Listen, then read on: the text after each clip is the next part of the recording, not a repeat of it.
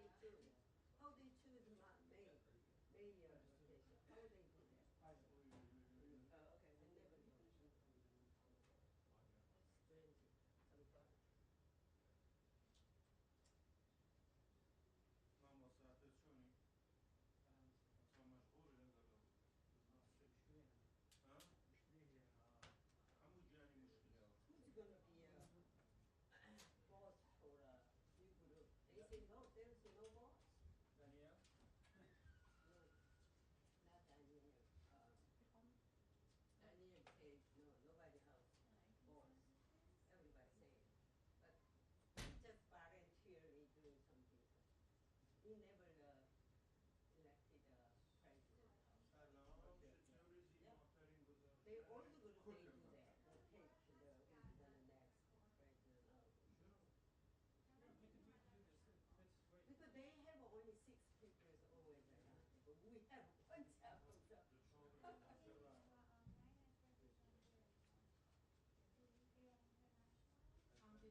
coming? No, you don't confirm that.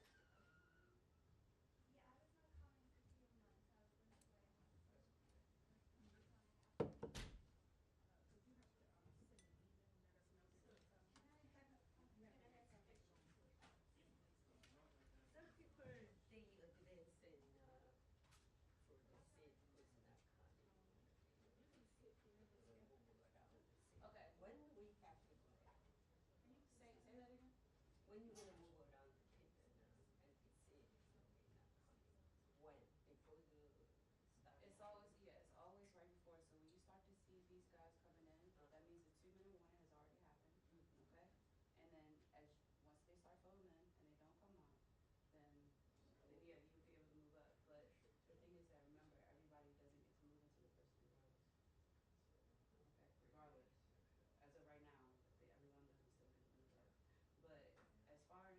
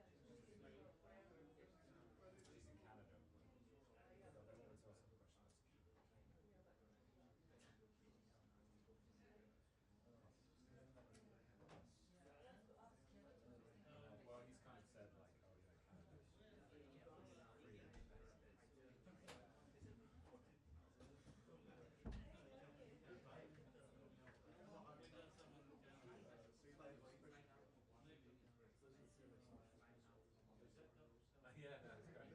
It's good like this. Yeah. Yeah, my own. That's all right. Lovely.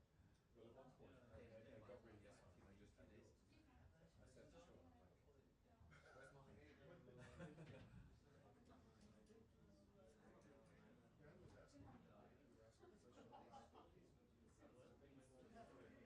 Yeah, I mean, I'm going to try, but like, you see, it's like London. Yeah, I mean, that would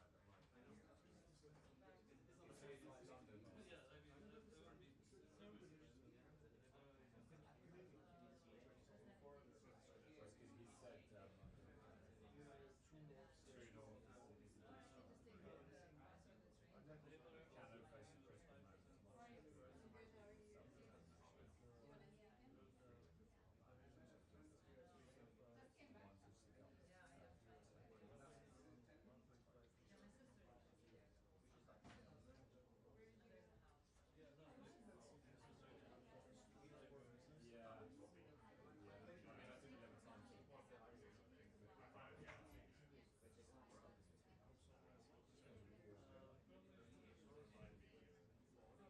Because he said True North is a good start. Canada facing critical moments. Yeah.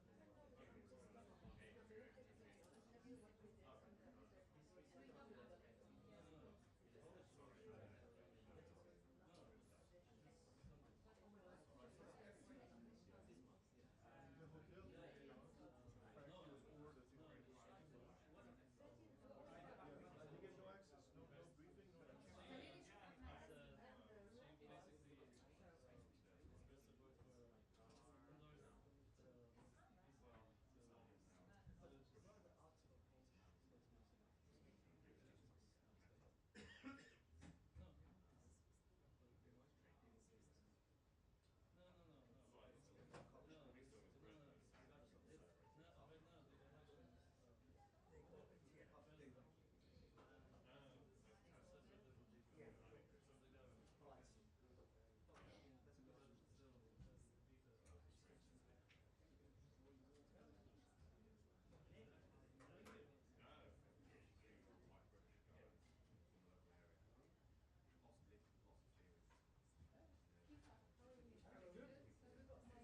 Yeah, just really, yeah. Sure.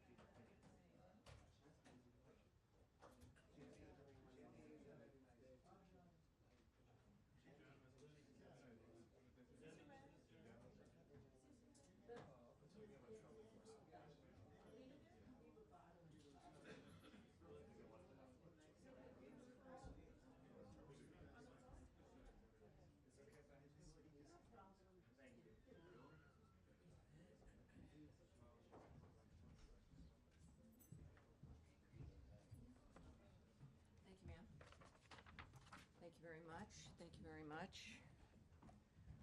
Hi, everybody. Some musical chairs. What was going on in here? I was thinking, my gosh. All right, though, this is good. Thank you all for being here. I appreciate it. I think it's beautiful outside. Who was outside recently? Yes. It was raining. The flowers think it's a beautiful day. All right, you guys. Yes, thank you very much. Yes, a couple of announcements here as we begin. Today, the State Department issued a security alert warning Americans against travel to Venezuela and bordering areas for any reason. Americans who travel to Venezuela or nearby border regions risk being wrongfully detained, in prison for months or even years. I cannot emphasize enough the gravity of this warning. More U.S. nationals are currently wrongfully detained in Venezuela than in any other country.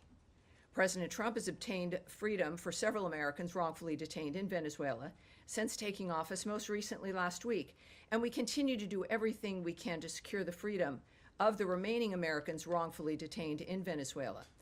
We need to ensure that no additional Americans are falling into this trap. Our simple message for Americans: do not travel to Venezuela. The Secretary's highest priority is the safety and security of the American people. And thank you, everyone, especially everyone listening at home, for heeding this warning. Now, turning to Syria. There have been several major steps over the weekend to enact President Trump's vision of a prosperous Middle East and a stable Syria at peace with itself and its neighbors. U.S. Ambassador to Turkey Thomas Barak assumed the role of U.S. Special Envoy to Syria, and he met with Syrian President Ahmad al-Sharaa and Foreign Minister Assad al-Shabani in Istanbul. We also have taken significant steps to lift sanctions against Syria. On Friday, Secretary Rubio waived Caesar Act sanctions for 180 days, and the U.S. Treasury Department announced General License 25 and other relief measures. We are engaging with regional and global partners to open investment in Syria. The cessation of sanctions against Syria will advance our primary objective, the enduring defeat of ISIS, by giving the people of Syria a chance for a better future. The United States will remain focused on the mission to defeat ISIS and eliminating terrorists who threaten Americans. And that is our announcement. Some very good news, obviously. Many of us, we've all been talking about this from the beginning of my being at this podium. So it's a pleasure to give you some more specifics. And of course, with Special Envoy Barak, I think we're in very, very good hands.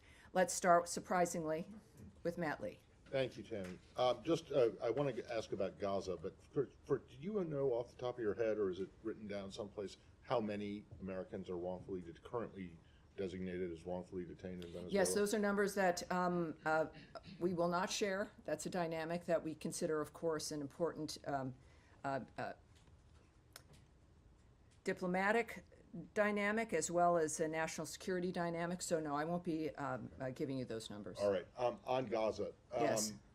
What is the situation there, as you understand it, with the GHF and their first shipment or shipments? Yes. Well, last week we knew there were some numbers. We weren't able to give everybody some specific numbers, but I have some additional numbers for you as well. We have great news to report out of Gaza. I like being able to be asked about it, and we can talk about the numbers that are going in. The Gaza Humanitarian Foundation, under the humanitarian principles of independence and impartiality, has commenced providing life-saving aid to the people of Gaza who desperately need it. Approximately 8,000 food boxes have been distributed so far. Each box feeds 5.5 people for 3.5 days, totaling 462,000 meals.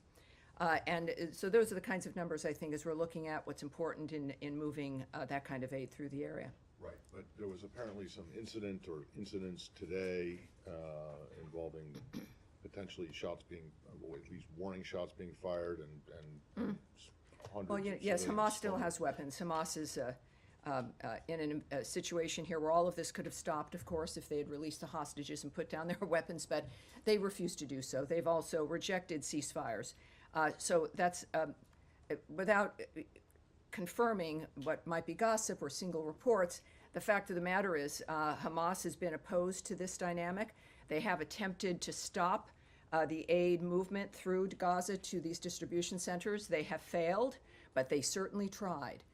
The bottom line is, the real story here is that the aid is moving through, and in that kind of an environment, it's not surprising that there might be a few issues involved, but the good news is that those seeking to get aid to the people of Gaza, which is not Hamas, have succeeded.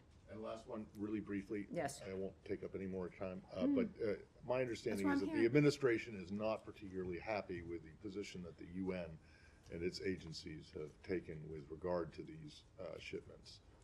Is that correct? Well, it is. From the very beginning, I'd mentioned and we had heard about the resistance by certain NGOs and the UN. It is unfortunate because the issue here is getting aid to Gazans. And then suddenly it moves into complaints about style or the nature of who's doing it, or elements of administration and being opposed to getting food and aid, as we've demonstrated here, is happening and will continue to happen because someone might feel left out, is, I think, the height of hypocrisy. So the bottom line is that clearly people who care about the nature of solving this problem are taking action and moving it forward, and that's what counts. That's what matters. Thank you. Yes, Andrea. May I follow up? Yes, ma'am. Cindy McCain of the World Food Program was on CBS yesterday with a very different narrative, and we are hearing from the ground today from our reporters and producers and camera crews that this incident was very serious, that it was not Hamas related. Cindy McCain said that Hamas is not breaking up the food deliveries, that people are starving and there are food riots because people are desperate. And the criticism of the GHF has been that it is not independent or impartial, that it was started by the Netanyahu government with people who are supposedly independent, and that it is only operating in the South, deliberately designed with 4 distribution points in the South in order to have people in the North move south for the aid and therefore accelerate the movement of people and the putting people in the South rather than in the North where they wanted to be. So there are a lot of controversies about this from the ground, yes. from all of our reporting. McCain said that no one had approached the World Food Program, which is still delivering food into Gaza, that people have been desperate. No one had, she had met with, as you know, the secretary. She said she welcomed that, was grateful for it, that the Rubio and McCain families have been friends for decades, but that they had a frank conversation about what's happening between Israel and the food deliveries, and that no one had even told them about this foundation or given them.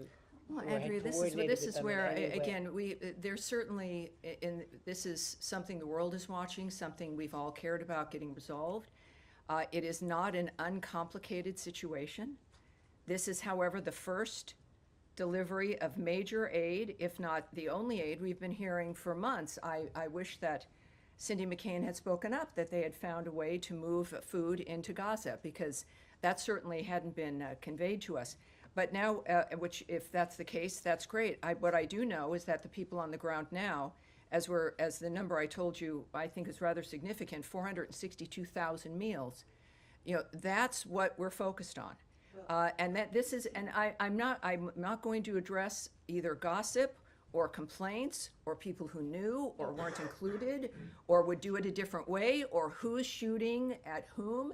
That Hamas, it's not Hamas. The real story here, the story is that aid and food is moving into Gaza at a massive scale at this point when you're looking at 8,000 food boxes. Was this going to be like going to the mall or through a drive-through? No, it wasn't. This is a complicated environment, and the story is the fact that it's working. I find it difficult that there are people who would go on television shows to complain about a process that is working and moving food into the area. Tammy, Will one it improve follow-up, over please. time? Would anything that we do improve over time? Yes, in all likelihood. And I think anyone would welcome someone like Mrs. McCain or anyone else who has a method within which to contribute to this effort to be able to do so instead of going on television and complaining. Tammy, And that's one follow-up, please. the real story is that this is succeeding, and I think we should all at least have the courage to embrace that. But until now, there has been a blockade by Israel of the food. So no one has been able to get through Well, I those thought you just said crossings. Cindy McCain said that she was able to do that, but I would also say that this process managed to overcome that dynamic, and the dynamic has changed. Whatever it was that was hindering the Israel nature of was aid to blocking the it. Gazan people has been overcome. It clearly needs to expand. I don't speak for this foundation, but clearly we've got to welcome any dynamic that allows getting aid and food into the region, which is happening right now, and that's the story. Nadia. Thank you, Tammy. Two questions. I understand this is the beginning of a process. For the time being, the delivery of food is at two places, which is Tal Sultan and the Murag crossing. Is this any guarantee that people who come from the north to receive this food, are they allowed to go back? Because that's the fear, that basically this is a way to move the population from the north to the south. And do you have any plan that they will expand it to go to other places Well, in it's the not, north? this is not a State Department effort. We don't have a plan. I can't answer that regarding the nature of how certain situations would be responded to. I'm not going to speculate or say what they should or should not do. The Gaza Humanitarian Foundation has an email. They should be reached out to, and that's what I'd recommend regarding plans to expand, plans to make assessments of what's worked and what hasn't at this point, and what changes they might make, and what the goal is. Clearly, the goal is to reach as many people as possible. And also Yes, about sir. Iran. Yeah. Go ahead, please. The Israeli Minister of Strategic Affairs is in town, according to Israeli media. Has there been any meeting between him and Secretary Rubio? And can you update us on the state of talks between Iran and the U.S.? Is there a new meeting planned ahead? Well, I will not discuss, as you might imagine, any meetings or conversations the Secretary's having that are not public or may not be happening. Regarding the latest rounds of talks regarding Iran, we can tell you that Senior Advisor and Special Envoy Steve Witkoff, of course, and Policy Planning Director Michael Anton participated in a fifth round of talks with Iran on Friday, May 23rd in Rome. The discussions were both direct and indirect and lasted over 2 hours. The talks continue to be constructive. That's not something that we've been able to say that in these particular talks, which is beneficial, and in this case they were constructive as well, and we made further progress. Both sides have agreed to meet again in the near future, and we are grateful to, once again, our Omani partners for their continued facilitation of the process. All right? Yes, dear.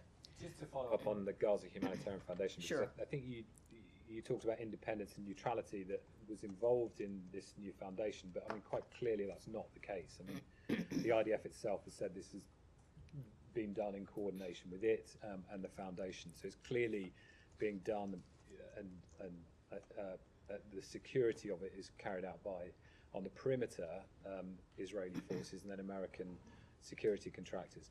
The problem with that, and what all the experts in the United Nations say, is that you therefore have a situation where the aid is provided by an organisation that seems to be a party to the conflict, and that's what the UN has always avoided, because you potentially made the recipients targets, and we're seeing that already, potentially, in that this has become a very militarised form of aid. So I'm just interested in why you describe this as independent and neutral when it clearly doesn't appear to be so. Well, again, I don't speak for this foundation. What I can tell you is the description of the nature of what they're accomplishing, which is getting food and aid into that region. I'll say that just one more time. There are some disagreements about how that's being handled, how that's being implemented.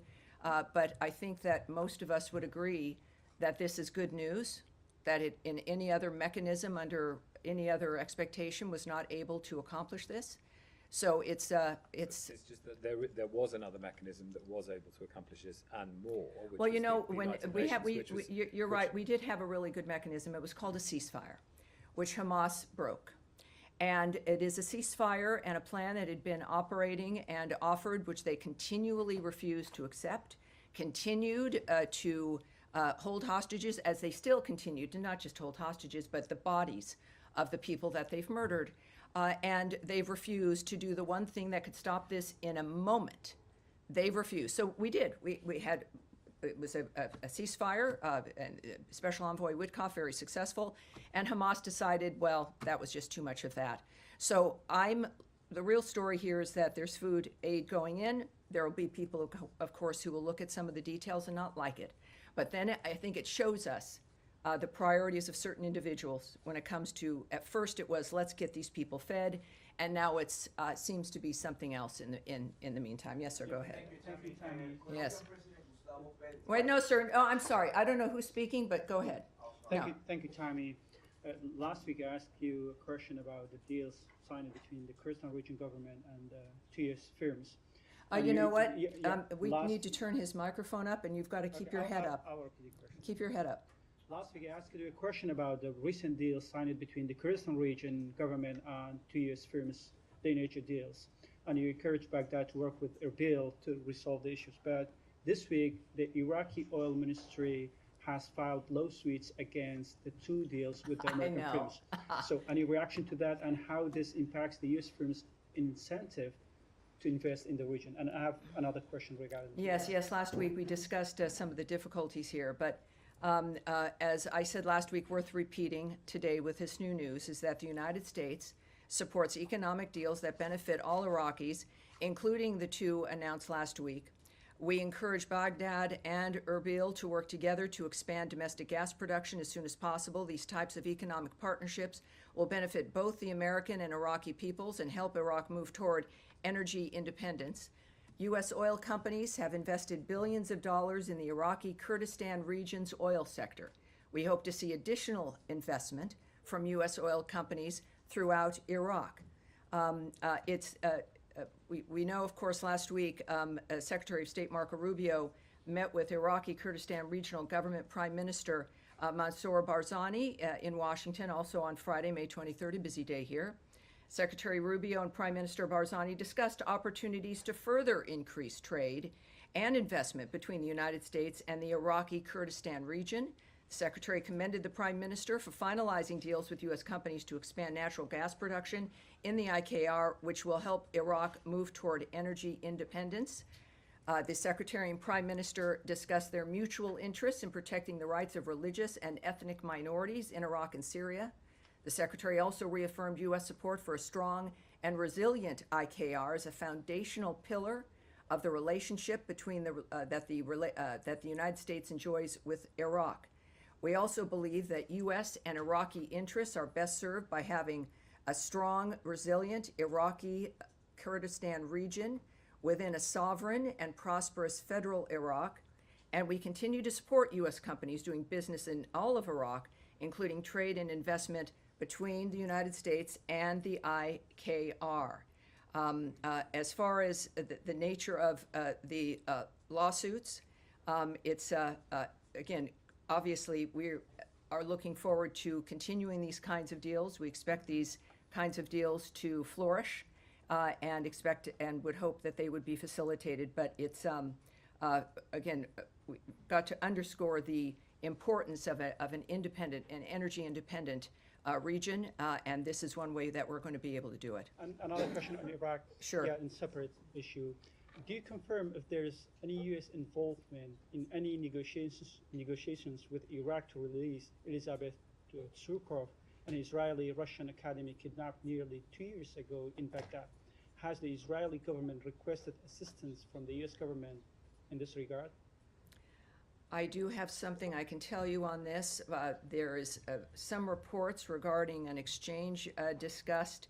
Those reports are categorically false, although we remain committed to existing discussions regarding her, and we have and will continue to underscore with the Iraqi government the urgency of securing her release. That is Elizabeth Tsurkov's release.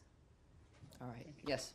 Two questions. Today in Turkey, Foreign Minister Lavrov suggested there was some sort of prisoner exchange deal between Presidents Putin and Trump. Is there any light you can shed onto that? No, there's nothing. I have nothing to report to you about that. Not at all. Separately, there's reporting that the administration may require all foreign students to undergo social media vetting and that embassies and consulates are pausing interviews for new student visas, according to a cable from Secretary Rubio.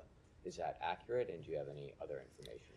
Well, if you're discussing that, that's something that has not been discussed publicly. It would have to be leaked material if it exists. What I can remind everyone of, which we've discussed for months here, is that we use every tool in our tool chest to vet anyone coming in who wants to come into this country, and in order to do so, it has to apply for a visa to gain access to our nation. So every sovereign country has a right to know who's trying to come in, why they want to come in, who they are, what they've been doing, and at least hopefully within that framework, determine what they will be doing while they're here. So that's nothing new, and we will continue to use every tool we can to assess who it is that's coming here, whether they are students or otherwise. All right, yes, go ahead. Can I switch to Russia, Tammy? After the Istanbul talks, Secretary Rubio said he didn't believe they were a waste of time because the Russians were going to be putting forward this proposal for potential ceasefire and end to the war. The Russians still have not given the U.S. that proposal, so do you still believe that this wasn't a waste of time? And when is the U.S. going to actually levy these sanctions that have been warned about and perhaps walk away from negotiations? Well, you've seen, I'm sure, President Trump's tweets. Yes. He is the one who recently spoke directly to President Putin and is the one whose vision of diplomacy, of getting these wars to stop across the globe, but certainly that one can be arranged. He's been very optimistic, he has. And as we've seen over the last few days, including this morning, the president has been very blunt about his opinion about President Putin. What I can say is that also, by the way, which has generated, I think, the president's ire and all of our extreme concern, are the attacks resulting in civilian casualties in Ukraine. The president has said many times this has to stop. We are monitoring reports that this weekend's airstrikes by Russia constituted the largest aerial assault on Ukraine since the start of the war. Obviously, our thoughts, prayers, and awareness sits with the victims and their families. We are calling for restraint and urge all parties to avoid further escalation. We continue to support direct talks between Russia and Ukraine. The president supports any mechanism that leads to a just, durable, and lasting peace. Any mechanism. There is no military solution to the Russia-Ukraine conflict, and a diplomatic solution is necessary.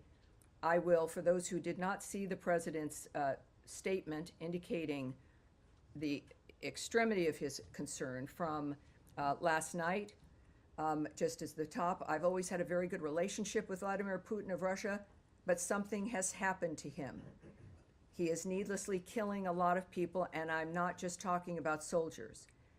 Missiles and drones are being shot into cities in Ukraine for no reason whatsoever. And that goes on, and that's from his Truth Social account. And this morning, he noted, what Vladimir Putin does not realize is that if it weren't for me, lots of really, really bad things would have already happened in Russia, and I mean really bad. He's playing with fire. Sorry, Yes. one quick follow-up, Tammy. The Germans say the U.S. has lifted all of its restrictions on the use of long-range weapons. Can you confirm that, and when was that I'm not decision going to taken? discuss that. No, I'm not going to confirm that. Yes. Thanks, Tammy. On that memorandum for peace that Russia's supposed to be coming up with, was there a timeline ever set for when Russia needed to hand that over? Do you see this as a delayed tactic, stalling direct talks? Well, I can't speak to what if there was what the agreement would have been if there was a timeline. I can't share that information. I think clearly you should look to the president's sentiment that he's made very public as to indicate whether or not he's satisfied with what they've done. Yes, sir, in the back. Let me follow up on that question. Get your reaction to Russia's response to the president's tweets, calling it quote unquote emotional. Oh, yes. Well, I'm not going to speak about the president's emotions, but I think one reason why he was elected with a mandate last year is that we can all relate to him. He's transparent. He's doing something he cares passionately about. He knows what he wants to accomplish. He inherited a world that was on fire and is determined to stop those things We've heard his remarks about all of this, clearly indicating a personal interest in the nature of what is occurring. And I think that that's what we all appreciate about him. If the Russians cared about the nature of how this is proceeding, they would be thinking less about that and more about what they could do, which is in their hands, to stop the carnage and the slaughter that's happening right now. So it's, I think, pretty clear where both sides are at this point. And given the president's public frustration of Putin, is it fair to expect some immediate policy adjustment? I wouldn't call it frustration. It is a statement of the man who has led the effort for peace in so many different regions, making it clear and being completely transparent about his opinion about what's transpired. And I think that is something Russia should take seriously. Americans certainly do. And there are, as I've mentioned last week, that there are many different things that the president has at his disposal to make sure that our position is felt and that can be used to make an impact to stop this carnage. Yeah, yes, sir. King Charles has been speaking to the Canadian Parliament in the last few hours, saying that Canada faces another critical moment and is determined to protect democracy, self-determination, and freedom. The true North is indeed strong and free, and that's being sort of seen by many as a clear endorsement of Canada's sovereignty, a rejection of the idea of it being the 51st state. Do you endorse his sentiments? I'm a fan of Prince Charles, King Charles, and of Prince William and Princess Kate. I think they're a great family. That's it. Yes, John, go ahead. If you don't mind, let me go back to the student visa issue. Leaving aside the issue of the cable, the Secretary himself has said that the vast majority of students in the country, foreign students, have done nothing wrong. They shouldn't be worried about their visas. They're welcome to study at American universities. People going to universities this fall, foreign students, should they be concerned that their visas won't be processed in time? Do you think that the State Department confident that people can still attend autumn semesters? Well, this is every dynamic, and again, we don't speak about individual visa cases. We don't speak about the nature of the choices made about individuals. We do know, though, that we take very seriously the process of vetting who it is that comes into the country, and we're going to continue to do that. We're going to continue to vet, and we continue to have an interest. Again, whether they be student or if you're a tourist who needs a visa or whoever you are, we're going to be looking at you. I think why that it seems to be such a controversial thing that's going on, but it shouldn't be. And every nation should take seriously and does who's coming in. So if you're going to be applying for a visa, follow the normal process, the normal steps, expect to be looked at, and we go on from there. And processing delays, do you expect students applying now to Again, I can't speak to their individual experiences, but of course, it seems like the nature of the reaction to this is that, but I can't, we've always vetted people trying to come in. We've always looked at visas seriously. It's why we have a visa, so that you can stop and look at someone. So I can't speak about what the individual experience will be, but the fact is that everyone knows that it's a reminder, certainly, that we're taking it seriously. Yes, go ahead, certainly. And you just said it, there is a vetting process for anybody who's coming in the country, but what is different now? Is there a new criteria, a new mechanism? What's different? Well, yes, we in addition to not discussing, for privacy reasons and a whole host of other reasons, discussing individual visa processes with an individual, but we also don't talk about the methods. We're not going to lay out here with the media the nature of the steps that are taken, the methods that we use. That would seem to be a little bit counterproductive, perhaps. But it is a goal, as stated by the President and Secretary Rubio, to make sure that people who are here and understand what the law is, that they don't have any criminal intent, that they are going to be contributors to the experience here, however short or long their stay is. And so the details of which I won't reveal, but it's one that will hopefully achieve our understanding of who deserves to visit this country and who does not. And just on Gaza, if I may. Of course. There were, to say it mildly, there were some challenges today delivering the aid parcels to Gaza. Do you, if there are more challenges of this sort, or if these challenges intensify, what do you expect? Is there a plan B? Does it stop? You Does it... contact the Gaza Humanitarian Foundation. I know it can be, it's difficult in that this is something that we've all hoped for and have wanted to help see succeed. But the fact is, this is not a State Department project or effort. So we're not in a position to make that declaration and even really speculating. The people who've done this clearly want to do it. They want it to succeed. And I think addressing this with them might be very useful. Yes, Saeed. Thank you. Thank you very much. Just how can one contact the Gaza Humanitarian Foundation? This seems to be the gripe. I don't of the think United anyone would Nations. appreciate it if I gave out an email right here from the podium. I think there's a thing called the internet, and you can type them in, and you will get an email address. There's a lot of you, I think most of you are reporters. I think a number of you understand research and the typing in of the interweb tubes, which will give you that information, sir. Okay, just a quick follow-up Yes. on 2 points. Now, the gripe of the United Nations is that not knowing who this organization is and who stands behind it, who's going to finance it, and so on. They also say that there are very sparse or a couple of entry points and so on. They need more entry points. Yes, They need more- everyone has an opinion. Right. I understand that. because- What I do know, too, is for the first time ever, Saeed, with your very well-founded concern, I can tell you that over almost 500,000 meals have been delivered into that region. I am pleased to be able to say that to you without dealing with someone or an entity or a group that isn't entirely happy because it's not absolutely perfect or because they would have done it differently. But we finally have that happening. Yes, sir, in the back, right there with with the great hair. You've got great hair, but no, yes, sir. You're pointing. You're doing this. I don't have gray hair. No, I'm not. Yes, that's why I'm not pointing. I think you probably do. You, sir. Yes, All right. I have no hair.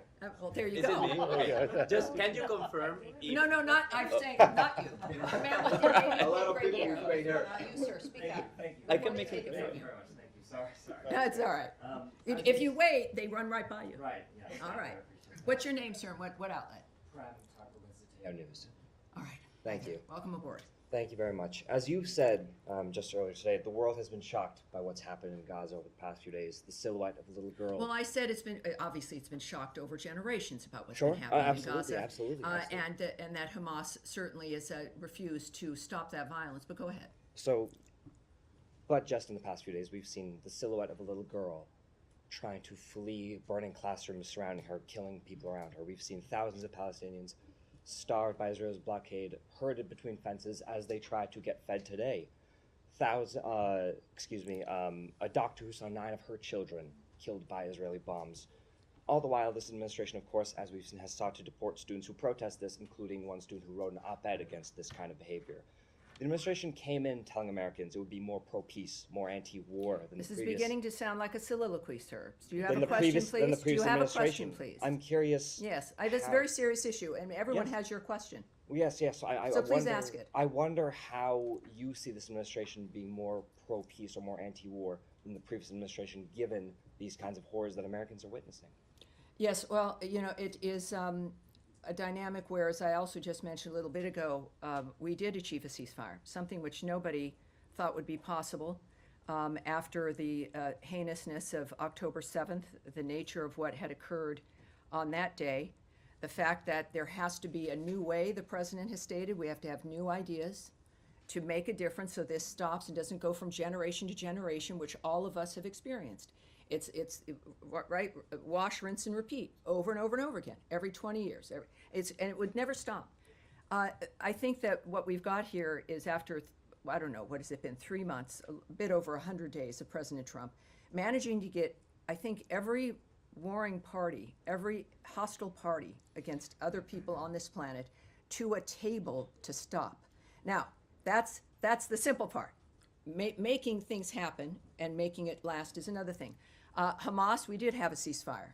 And then Hamas decided once again that that was just not going to do, and they continue to do what they do. That, first of all, again, regarding the particular issues over the last few days, we call on all parties to this conflict to take every feasible measure to mitigate civilian harm. We refer you to Israel for more information on its airstrikes. And we also know, as we all do, and this is one of the things that we've discovered time and time again, that Hamas uses hospitals and other humanitarian areas as human shields. This is why we continue to try to get a ceasefire done, despite the obstacles that Hamas constantly presents. It is apparently their hope that we would just give up and go away, or that the usual status quo would continue. But President Trump is not that person. He's a person who gets it done. And after decades of conflict, I understand you're frustrated after maybe 3 months of it not being perfect yet. But that is what we are going for. We will continue to work for this. It is President Trump's commitment. Yes, Eric, please. Eric, go ahead, please. Thank you, Tammy, for the question. Wanted to ask you, the end of last week we reported, and you began... And you're Bloomberg, for those watching who don't know. Go ahead. You began the conversation today, or excuse me, the briefing today, with a reference to Venezuela and to the challenges faced by Americans in Venezuela, the repression of the Venezuelan regime. Correct. The license for Chevron to produce oil in Venezuela expired yesterday. Our reporting is that there's a very narrow license for basic maintenance to make sure that equipment that's in the country doesn't become completely unusable, so that one day if there's a change of government, it might be possible to drill and produce again. This is a license that would have to come from the administration. Do you have anything on that as far as whether that's been granted? I can't speak to that at all, but what I can say is actually your timeline on the Chevron license is wrong. It's tonight at 11:59. Gotcha. So this is the last hurrah here that will expire at 11:59 this evening. Okay. What we can say, of course, also is that, just to be very specific,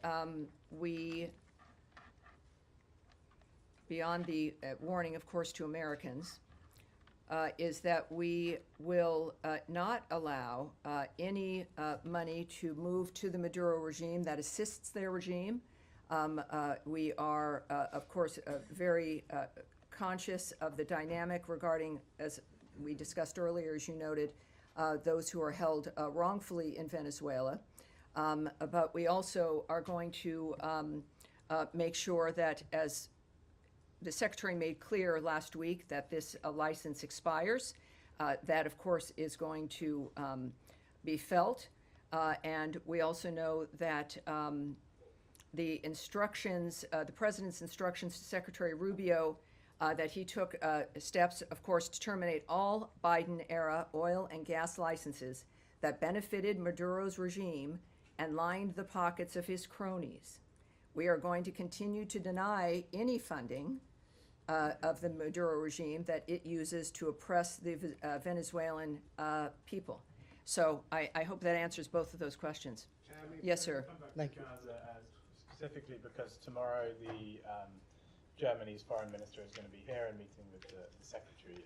Germany's government has kind of shifted quite a lot in the last few days on their position of support for Israel. They've been, alongside the US, one of the main backers of Israel in this war, and now they're saying, the chancellor is saying that the war in Gaza is no longer justified by the need to fight Hamas. So it seems like whatever coalition was left of countries, including the US, backing Israel seems to be getting smaller.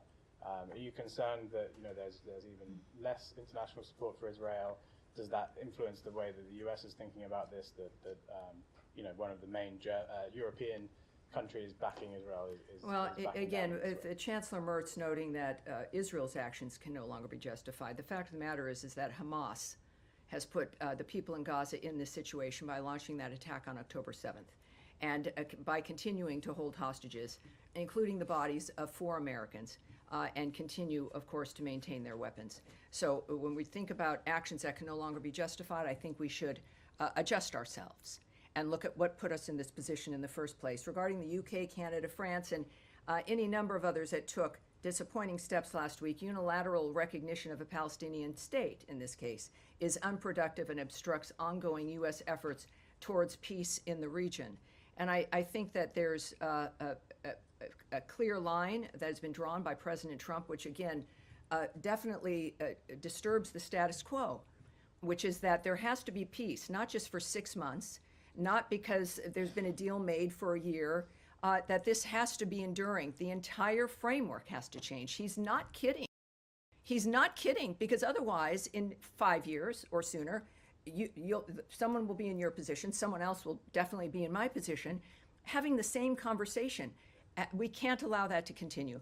That is President Trump's understanding and vision of the change that needs to occur. And the fact is that the status quo does seem to be perhaps the easier thing to maintain, but it's not the one that's going to save lives. All right, yes, there, right there. Go ahead, speak up. Yeah. Thank you, Tammy.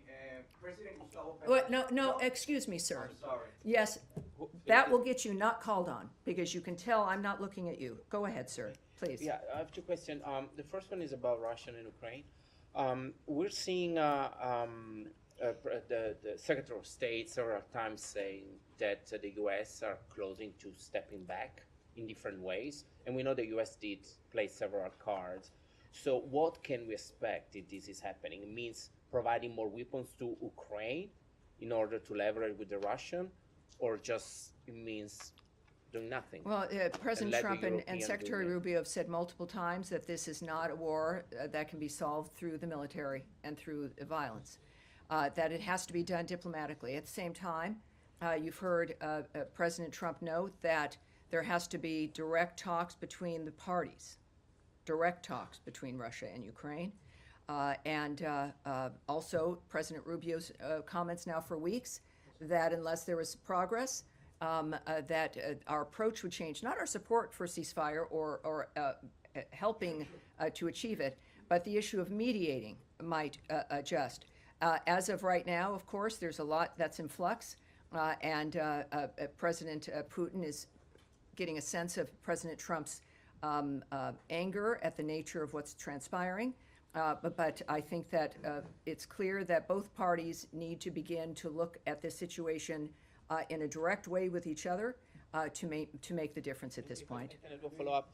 On Gaza and Israel, is there a limit to President Trump patience, let's say, or he will? I'm sure keep there is. Letting keep letting Prime Minister Netanyahu doing what he's doing in Gaza, or President Trump at a certain point will say, "Stop, let's." Well, sit down. if you see President Trump, you could ask him directly that. I'm not going to presume. let's say, I know I'm not going to Secretary Rubio. presume President Trump's frame of mind about what he's willing to do or won't do.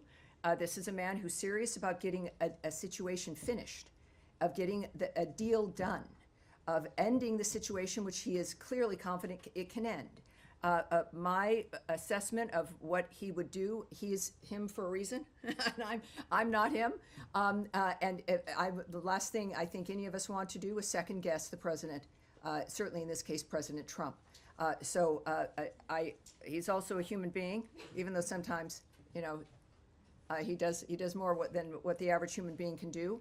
But I feel that, as we've seen today with Putin, that there is a point that he looks at things differently. And how that manifests, just like with everything else in this administration, it will happen quickly. And that's what I've got for you today. Thank you, everyone. Thank you, and I'll see you on Thursday. Happy ending of the Chevron license day. Happy ending. All right. Thank you. Thank you. All right. That's it. Thank you.